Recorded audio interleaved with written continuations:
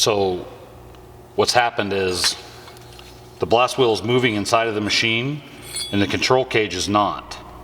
So what determines where the shot hits the ground is the shot feeds in, the impellers turn it up like a blender and throw it out this control cage window. You have a leading edge and a trailing edge of the control cage window.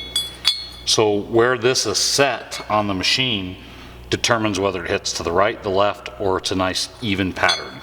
So if you're standing in front of the machine and someone's pushing it forward, if it's blasting heavy on your left foot side or on your left foot, you would actually take the control cage and turn it counterclockwise towards your left foot.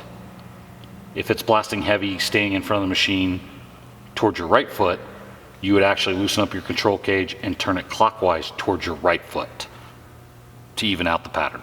In this case, since it's blasting heavy on the left side, as I'm standing in front of the machine, I'm going to loosen up the two control cage clamps and I'm going to turn it counterclockwise toward my left foot.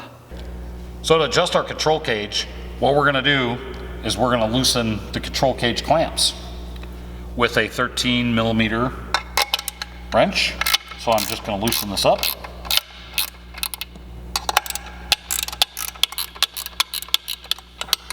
Going to turn those.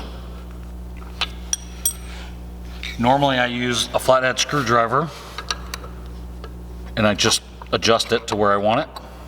Once you've got a nice even pattern, I suggest that you make a mark so you always know when you're changing your blast wheel where to set it the next time. Okay, so we're going to put our clamps back in place.